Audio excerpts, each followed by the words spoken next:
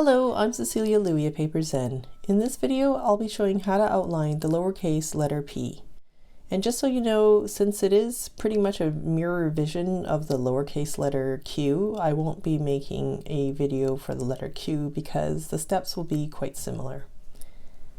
So I already have my strips folded and ready to go.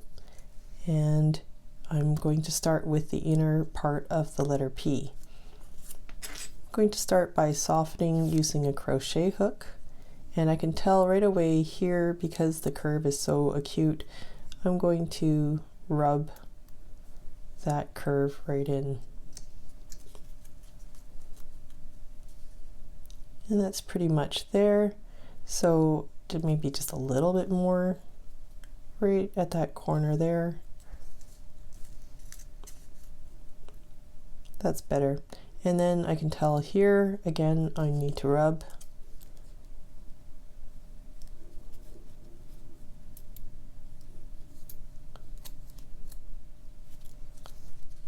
To get that angle in there. And it's coming closer, maybe a little bit more acute right on that bottom part.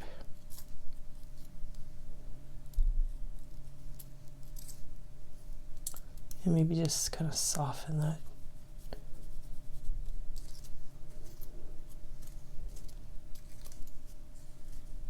And if I ever want to open it up, I don't know if you noticed, but it was so fast even for me, I wasn't even thinking about it. But I just kind of soften a bit of that curve by pushing down on my strip to soften it to where I need it to go.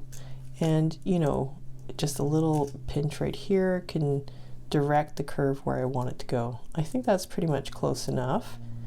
And I'm just going to get a piece of little plastic card here and just put down a little stream of glue.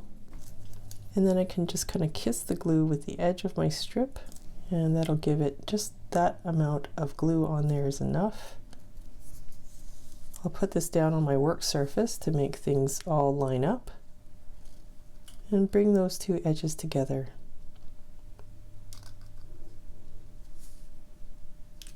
And you can feel free to pick it up and, you know, just make sure that joint is exactly where you need it to be.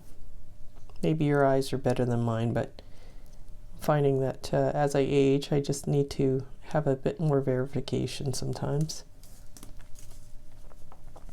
Is it age or is it because of quilling? I don't know. So you can see that the curve is just slightly off there. So I'm just going to re-massage just at that bottom junction right there, right here. Just ever so slightly, maybe a bit too much there.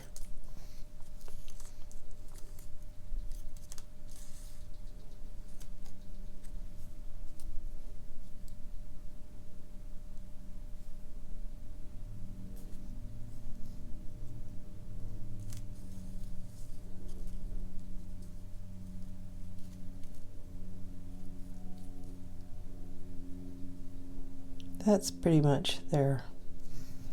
And I think I can massage a little bit as I go to glue to my final surface. So that's the middle part done. Now we can get started on this guy. So the first three segments are pretty straightforward. And we come to this curved area. So I'm going to soften the entire segment here to corner to corner. And then I'm just going to give a little bit more emphasis right here. That looks pretty good. And then I'm just going to, again, give more emphasis right around here for the bottom part.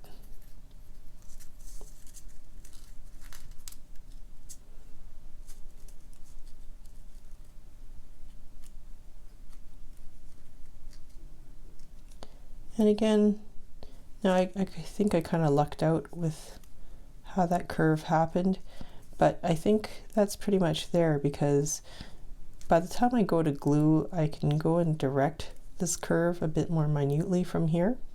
So I think that's not too bad. And then again, these two segments here are straight, so I'm not worried about how those will pan out.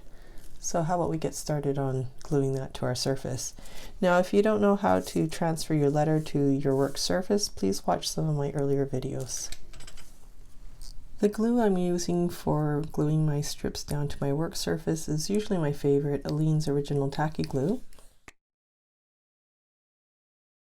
And if you're curious about why I tend to smear my glue, you might want to watch my other video about my glue tips. So I'm just going to dip it into my puddle here. And because this shape is one that I feel is pretty much close to what I want it to be, I'm just going to glue it all at one time. And I can still adjust even after I've placed it on the surface, because I haven't pressed down from above, so it has a little bit of leeway to maneuver things around. Now, when I'm looking at this shape, I'm deciding, do I want to start here or do I want to start here? I basically try to imagine, if I were to tackle this part first and then get into here, it's a little tougher to get my tools and equipment around here. So if I actually start here first and imagine this part glued, and then you finish here, see how much more open that is?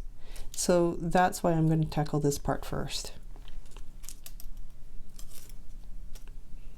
And, you know, go ahead and, you know, tackle it whichever way you prefer. It's not like this is a hard, fast rule, just the reasoning why I'm going about doing what I'm doing. So because these two segments are straight here, I feel pretty comfortable gluing both at one time. But again, feel free to do what you need to make sure that you're comfortable with how you're gluing your strips. I'm also a little bit more pressed for time today, so I'm sure if you have more time to give it, then you can adjust it any which way you want. So I'm going to tackle this curve first. I'm just going to tuck the glue underneath.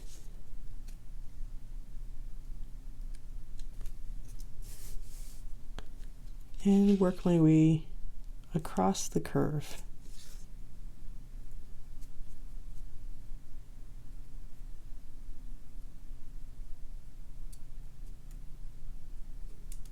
This way we're not stressing over such a long curve all at one time. There's no point stressing yourself about quilling, don't you agree?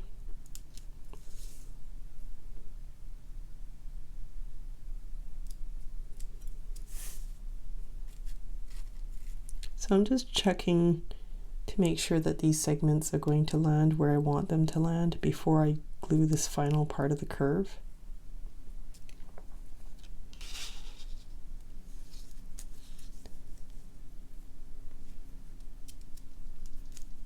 And I definitely want to get that tiny little straight segment there at the same time, because I just find it's probably going to be harder to reach that area once everything's down.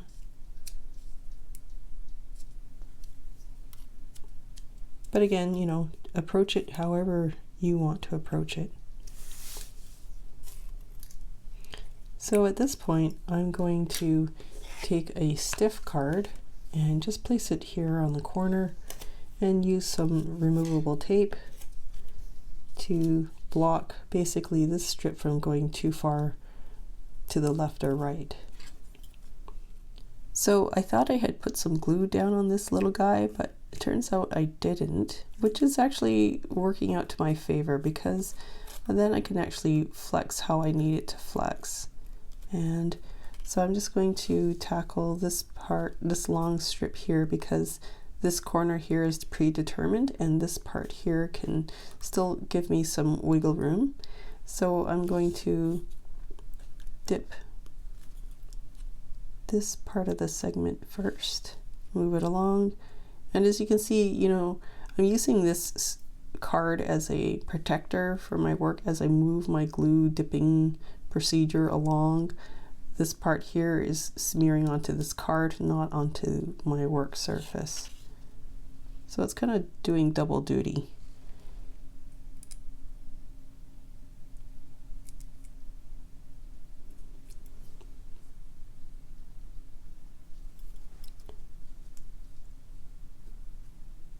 And I'm just going to use my tweezer to help myself make everything straight as I set it down.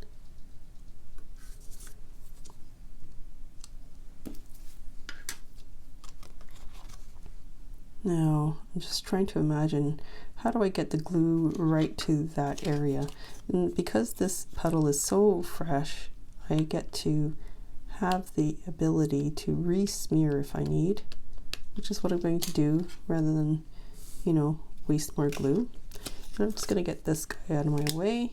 And it makes it a little tough because the adjoining segments are here and here have already been glued down. It makes it a little tough to lift this little part up, but you got to, because you don't want to have glue stuck on the edges. It won't make your quilling look pretty.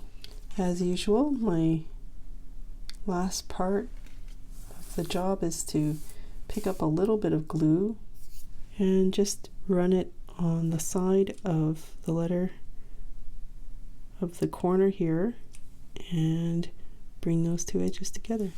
And then you've got your letter P. Don't forget to visit my blog to download your free template to give it a try. As for how to fill in the letters, please watch my previous videos for a variety of ideas. I want to keep improving my tutorials, so would you let me know what tip was new for you in the comments below, or what technique you enjoyed learning about most? If you enjoyed this video, I hope you'll give it 2 thumbs up. Thanks and see you next time!